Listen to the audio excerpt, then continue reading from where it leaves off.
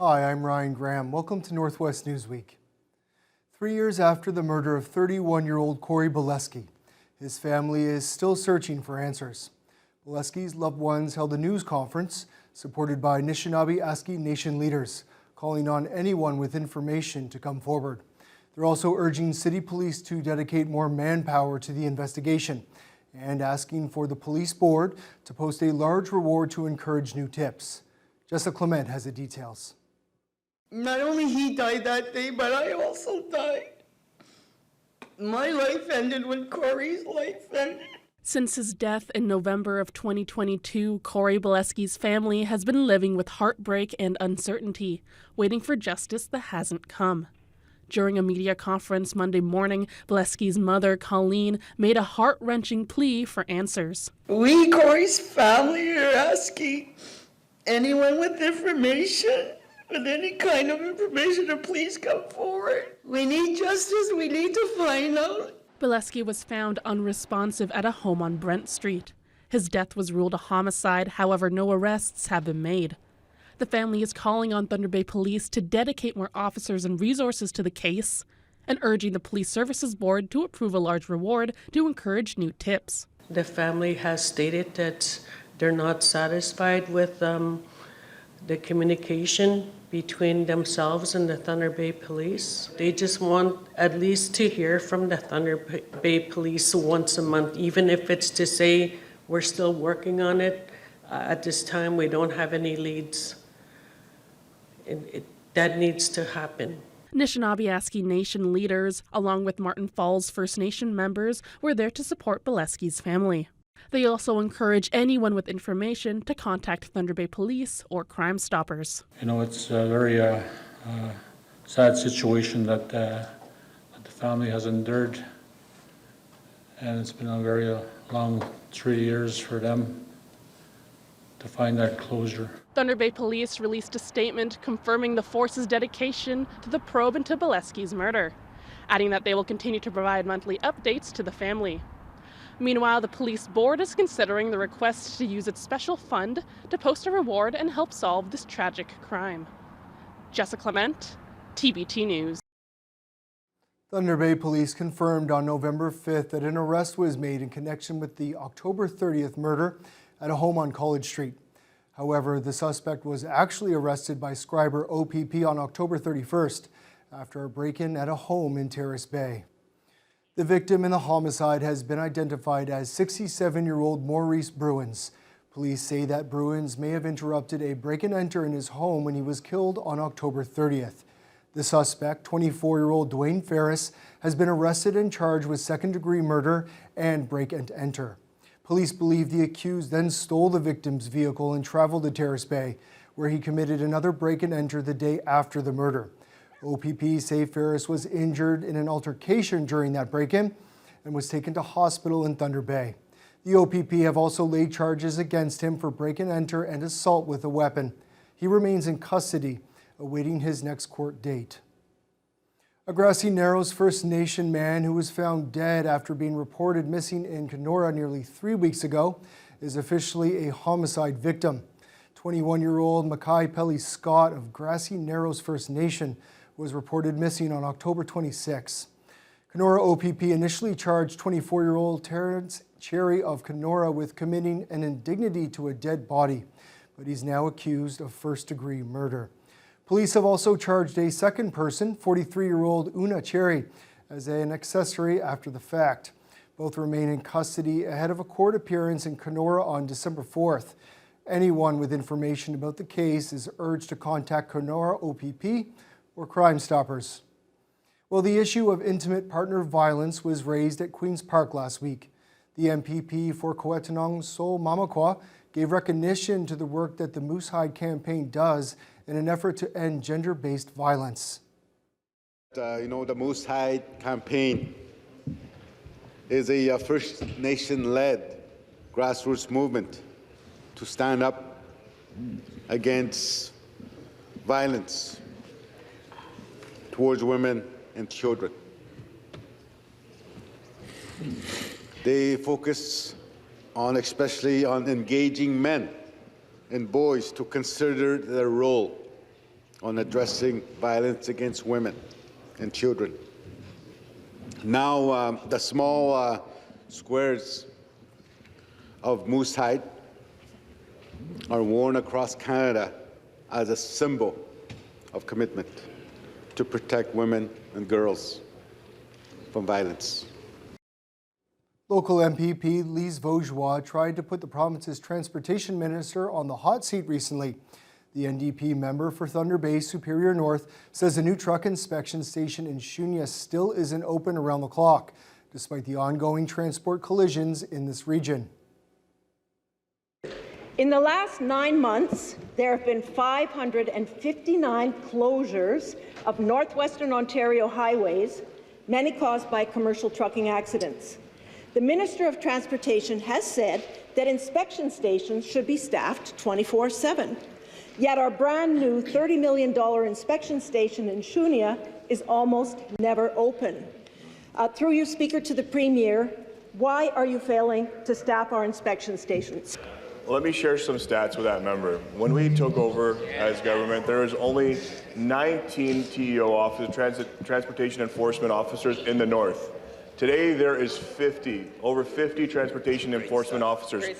We've conducted over 90,000 inspections to date since January, up over 35% from last year because of the investments that we have made into safety and into commercial vehicle inspections. Also at Queen's Park, Thunder Bay Superior North MPP Lise Vaugeois highlighted job losses within the WSIB.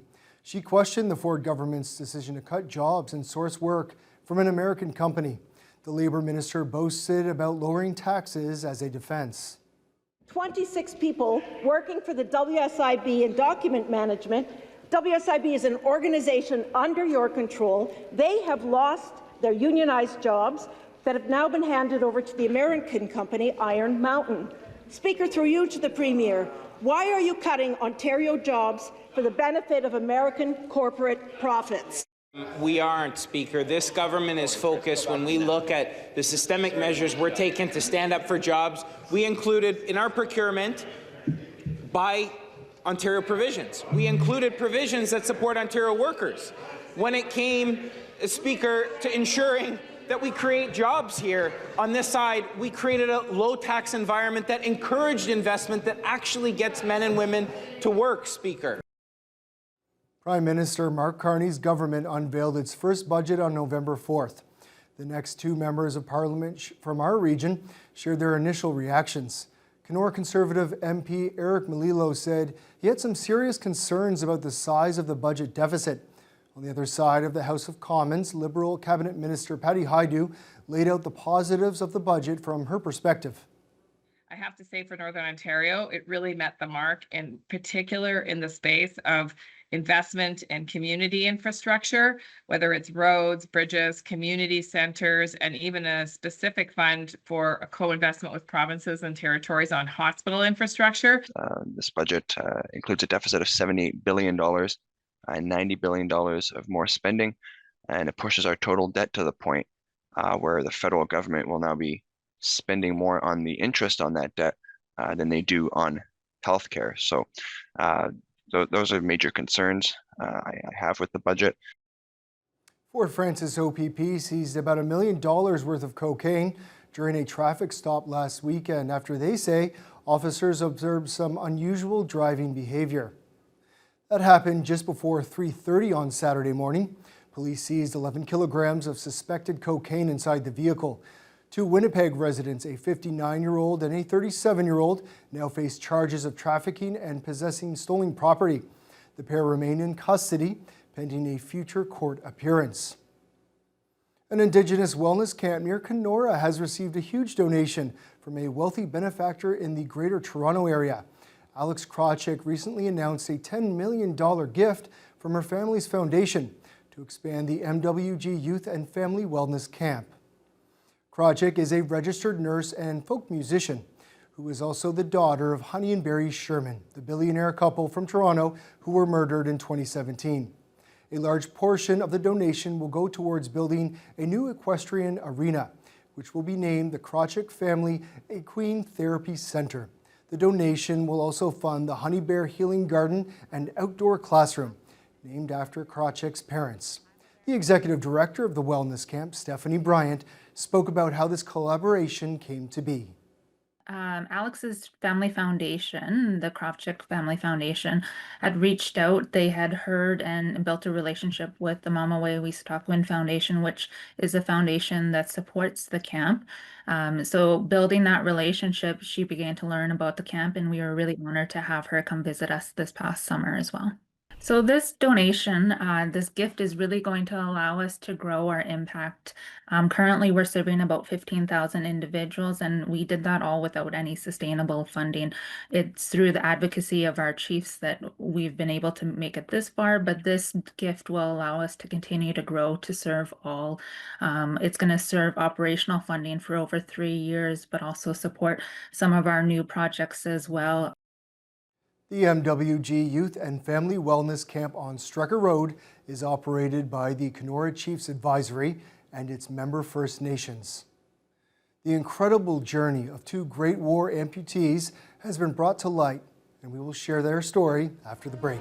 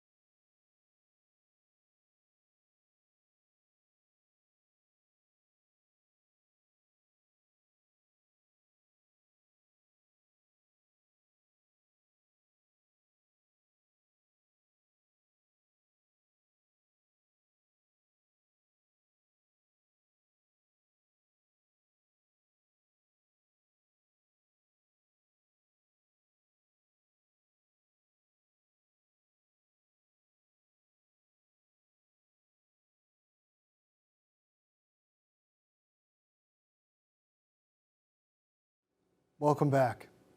A century-old story about two Great War veterans has been recently uncovered. Decades before Terry Fox's Marathon of Hope, a pair of First World War amputees decided to walk on crutches from Calgary to Ottawa to challenge the perceptions of disability. One of them had to end his journey in Kenora, while the other made it here to the Lakehead. Jaden Billick has the story. Back in 1923, First World War amputees George Hinks and Marshall McDougall accepted a challenge in a Calgary hospital to set out on crutches and walk to Parliament Hill, determined to prove that injured veterans had the same strength and ability as any able-bodied person.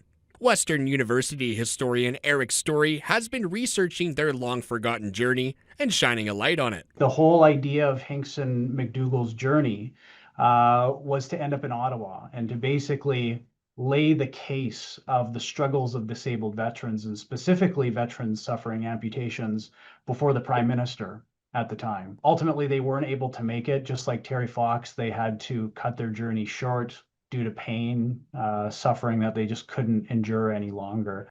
As they made their way across the prairies, the pair endured blistered hands, searing pain, and scorching summer heat while traveling an average of 30 kilometers a day. Despite the grueling conditions, they were driven by their mission to shift public attitudes, proving their endurance by pressing on for thousands of kilometers. It's such a tremendous, wonderful story of endurance. Like, literally on crutches in 1923. I don't actually have an idea of what the roads would have looked like in that time. But on wooden crutches going for over 2,000 kilometers, like that's just an incredible testament of endurance of these men. Ultimately, the pair took ill in Kenora, where McDougall was forced to turn back to Winnipeg. However, Hinks pushed on alone, carrying the torch of their mission for another 500 kilometers until he reached Fort William, where his journey ended.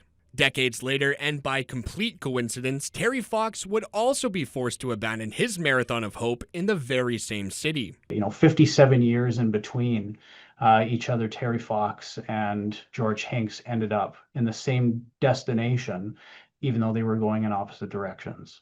At least I can't find a good reason why this story hasn't endured like Terry Fox has had. It just seemed to have gotten lost in, the life of the 1920s. And, it was more chance than anything that I stumbled upon their story. Though their journey faded quietly into history, their resilience helped open doors for other Great War amputees in the 1920s and helped change how Canadians view disabilities. And the Great War Amputees Association that Hinks and McDougall walked on behalf of is now known as the War Amps. Jaden Billick, TBT News. Truly a remarkable story. Well, a recent study could provide a more precise look at health statistics for First Nations, Inuit, and Métis peoples living in Ontario cities, including here in the Northwest. Officials at the University of Toronto collaborated with Our Health Counts to develop a new statistical method for Indigenous health information. Dr. Octavia Wong at U of T's Data Science Institute led the study. It shows that Indigenous people have a 3 to 4 times higher rate of diabetes, as well as 1.6 times more people using opioids without a prescription. In addition, the research found that approximately 32% of First Nations, Inuit, and Métis people in Ontario have experienced anti-Indigenous racism in healthcare. The number rises to 37% of people in Kenora and 39% of people in Thunder Bay. Dr. Wong says that this can have a major impact on people getting treatment. It's a systemic problem, right? It's something that needs to be addressed if it's so widespread across the cities.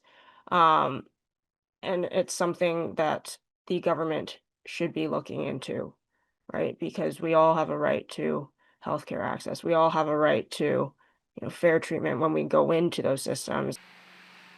The study calls on the federal and provincial governments to work in partnership with Indigenous peoples to address the healthcare gap. Last week, Anishinaabe Aski Nation's first Chief Fall Assembly was held at the Superior Inn in Thunder Bay. One of the main discussions revolved around the growing feeling among the Nan Chiefs that the Protect Ontario by Unleashing the Economy Act, formerly known as Bill 5, and the federal One Canadian Economy Act, formerly Bill C-5, is going to further hurt their sovereignty, especially when it comes to projects around the Ring of Fire. Chiefs from communities near the mining area voiced concerns about the lack of communication from both levels of government, despite the increased media attention on the area. They discussed a potential plan of action going forward. And it just goes to show you and tell us, we're not listening to you guys. We're going ahead with this. Can't we do something more direct until such time you sit down with us? Because what I'm saying is put a moratorium over the whole Treaty Number 9. I don't know if that's possible. Shortly afterwards, the Nan Chiefs moved their meeting in camera to strategize a unified response to the provincial and federal governments in the immediate future. Having the tools to stay warm in the winter is extremely important. That's why a generous donation of coats for northern communities will make such a difference for those in need. We have more on that after this short break.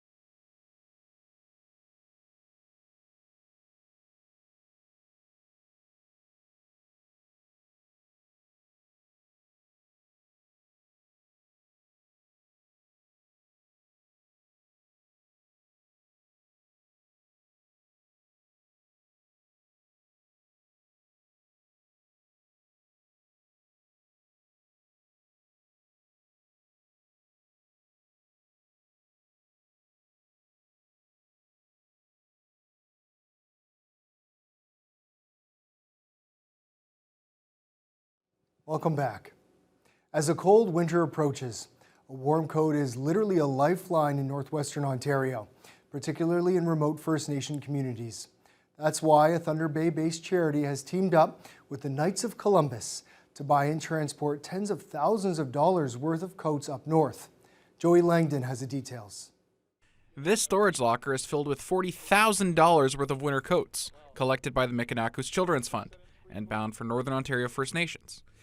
It's more than 12,000 coats in all, purchased in large part due to a $20,000 donation from the Knights of Columbus and their Coats for Kids program. It's a very emotional thing to see a child suffering in the cold winter months. The coats are bound for communities like Satchko Lake, Deer Lake, Arrowland, Poplar Hill, and Cat Lake First Nations, says Stephanie Paxton. It's not the same as it is in Thunder Bay. The northern communities get much colder and they see much lower temperatures than we do here during the winter. And for children to not have the proper winter gear during that time, especially in a community where so much of their time is spent outside, it's a very hard thing to see. And like I said, Mi'kinakus does such an amazing job. It's one of those organizations that many people haven't heard of, but they do such amazing work in our northern communities. And we need to make sure that those children are taken care of.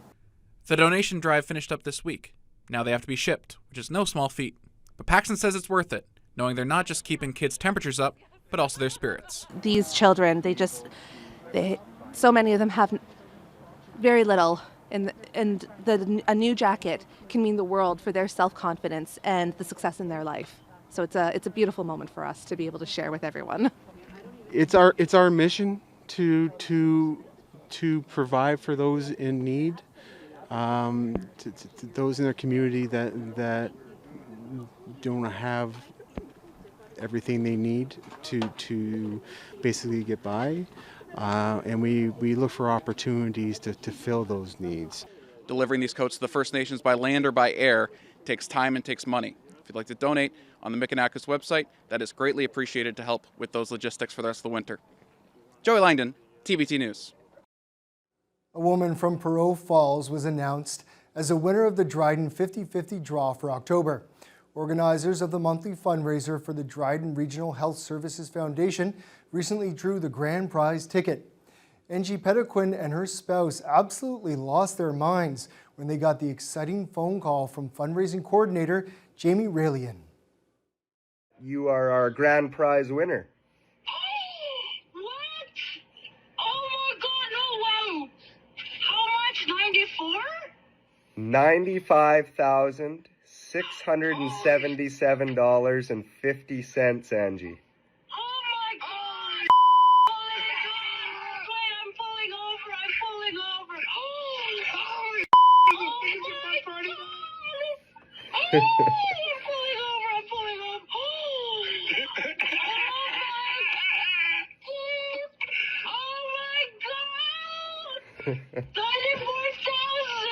But I gotta split it with 4 other people.